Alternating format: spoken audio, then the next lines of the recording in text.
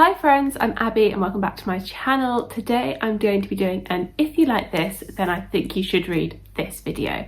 So I've realised I've not done this in quite a while and I asked last week for some suggestions of videos that you would want to see from me and this was one of them. I think it came up a couple of times. So here we are, delivering what you suggested. I had not realised how long it had been since I'd filmed one of these, but it's actually been since it's been a while. It's been a good while, so I guess it is overdue, and you were right. There are probably quite a few videos that I filmed like 2021, 2022, which I'm like, oh, I can't duplicate it. But actually, those videos were filmed quite a few years ago. Like, I haven't done a favourites video since 2021, so look out for that, because I do need to film that. But not today, because today is a rushed job, because I was ill a little bit at the weekend and busy, so I didn't have the energy to film, and now I'm filming within, like, it's going to be a speedy turnaround here to get this up. If you like this, then I think you should read this.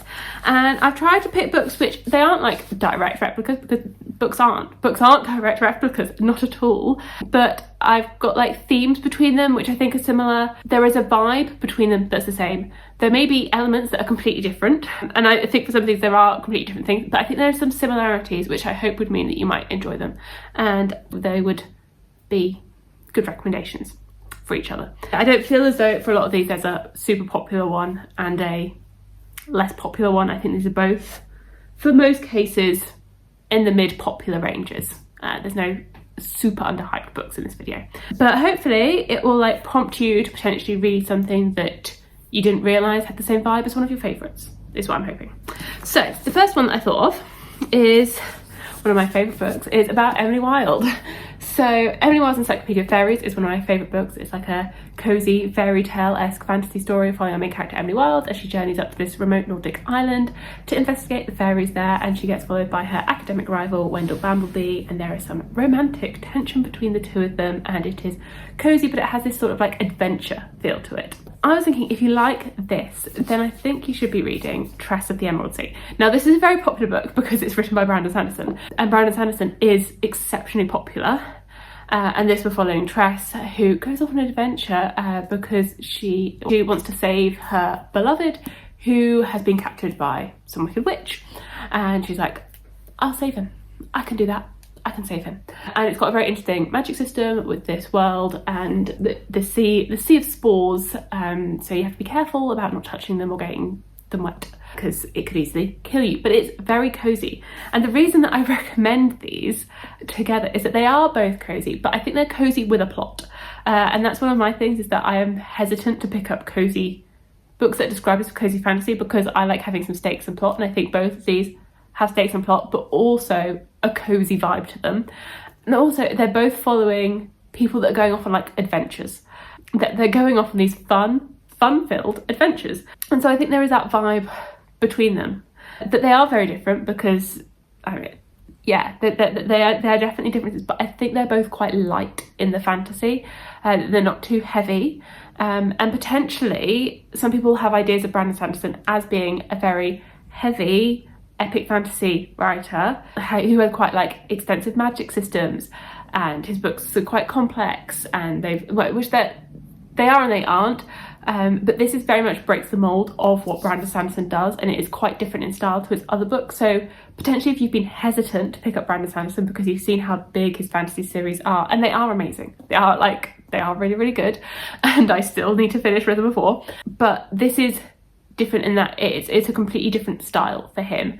And potentially if you have enjoyed more of the cozier fantasies, the lighter fantasies, the less stakes, the standalone, and although this does have some connections with some of his wider books, I think it can be read completely by itself. So I would pair these together. So if you've read one, I think you should try the other one. I have Once Upon a Broken Heart, which follows our main character Evangeline, who goes off on an adventure again after she finds out that her fiance has decided to marry her sister, so she makes a deal with the Jack of Hearts. And ends up adventuring to this magical realm. And then we have Daughter of the Moon Goddess, which follows the Daughter of the Moon Goddess. Her mother, the Moon Goddess, has been exiled from the Celestial Kingdom, and at the beginning of the book she ends up fleeing her home and leaving her mother behind and infiltrating the Celestial Kingdom in disguise, and then sort of training there, and the romantic antics get up to there. So I feel as though both of these are written in a similar style, that they're both quite fast paced, they're both very engaging reads. So I think the pacing is quite similar between these, that they're both completely compelling to read. So although the plots are different, the compellingness to read them is similar. And I think they both mix that adventure and romantic subplot in the same sort of levels. They're both on that YA, upper YA, I would say. I think both of these actually get marketed as adult in the UK, but they're not adult. They're more like upper YA books, and they have sort of a whimsical style to them. And I'd say for both of them, you're following characters that get thrust into a new world. They get thrust into this world, they've got to learn how it works, the different magic systems, the sort of finding their place in that world outside of what they have been used to. And then there is a romantic interest subplot that moves alongside that. And although those new worlds are very different between these books, that's not very similar at all, and neither is the magic system, I think that feeling of being exposed to something new is what is similar between these, alongside that pacing. And that these are both, I'd say, very fun. They're both quite fun reads.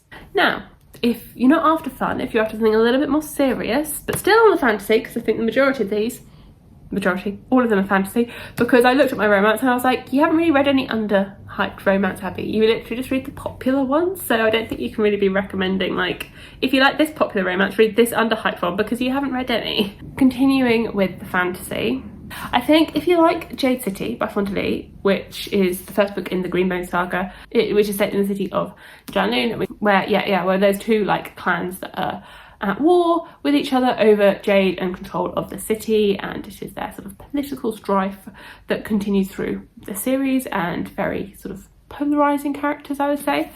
Then I think you should read The Final Strife by Zahra El Arifi, which is a multi-perspective fantasy story. There are some trials in it, there are different blood groups, there are these people that have been switched at birth from one category of blood to another, and quite polarizing characters again, I would say. So that is one of the things that I think is similar between these, is that they have quite polarizing characters. They have characters that you do I like you? I don't really like what you're doing. Your motives are annoying me. You're quite grating on me, but then you're like, oh, actually, I do quite like you. Okay, yes, you're growing on me. Okay, actually, I can get behind you, but you're not doing very good things. I don't really support what you're doing here, but I sort of do like reading about you. So those sorts of characters, I think, is the similarity between these, that you have characters that you're just I don't support you, but I quite like reading about you. In both of these, there is a sort of elitist magic system. So in this, it is the red bloods that are able to do magic, and the other bloods can't. And that is sort of the same in Jade City, where it is only the people from Janloon, the locals, that are able to harness Jade, which is the magic in this world. They're both, I'd say, quite brutal. That neither author is really too scared to hurt us as a reader and hurt the characters. That the characters can go through a lot.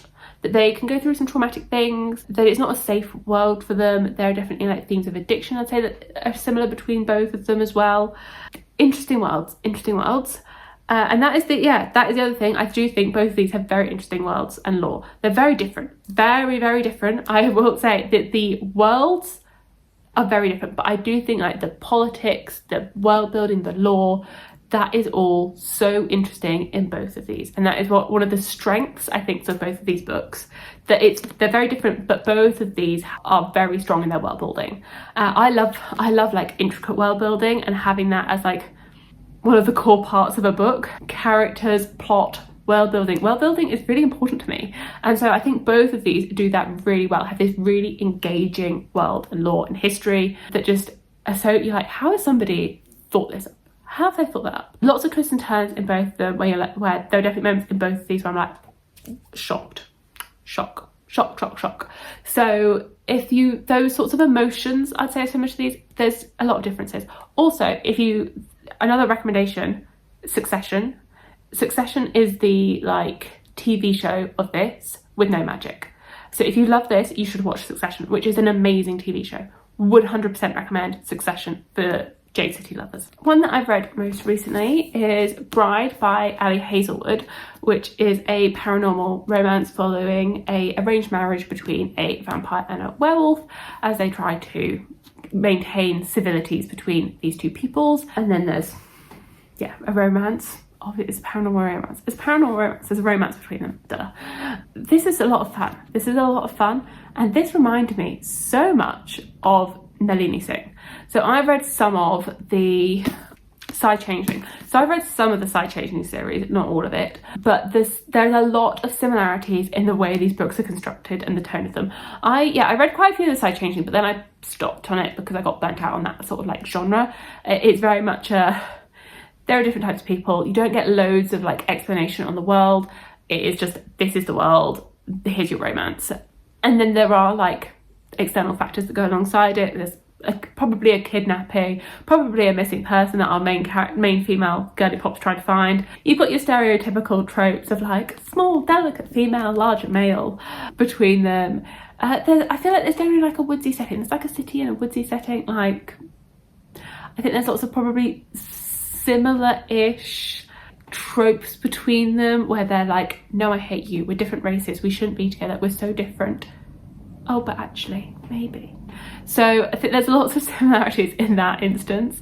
So if you enjoyed Bride, which I definitely did, despite all those cliche things I just mocked, I definitely did enjoy this. And if you did enjoy this, I think you would enjoy the Side Changing series because it does exactly the same things as this. It does exactly the same things in the completely bingeable style.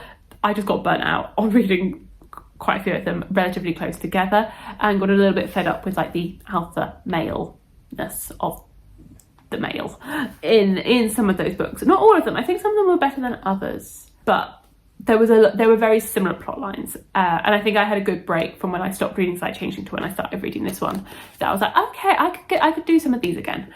So if you enjoyed this and you wanted more of this, read Side Changing by Nalini Singh, or yeah, read that, and I think it will definitely scratch the itch of this, because I think this has probably put this genre a bit more like on the map for people that haven't read it before. Okay, and then my fifth and final one for if you like this, then read this, is if you like the David trilogy by S.A. Chakraborty, which I do. I love this series. I've read it like 3 times. I adore it. This series has such a special place in my heart because I just love it.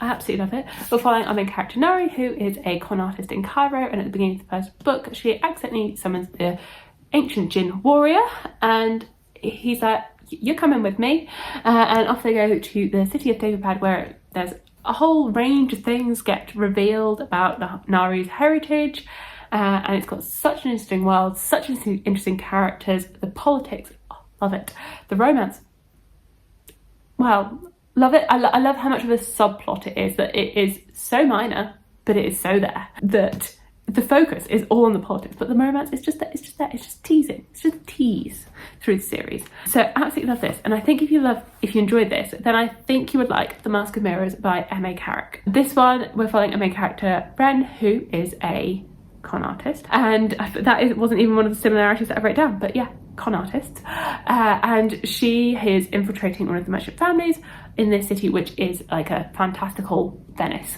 So she is infiltrating them because she wants to con them for all their money, until she realises that actually they don't have any money, but she is soon growing attached to them as people. There's a very interesting magic system in this world, lots of interesting magic, politics, world building, the whole setup, and Zorro-like character who is very intriguing as you try to figure out who that is. Both of these, it is about people that have come from other worlds infiltrating like a new world and getting to grips with that, getting to grips with the magic.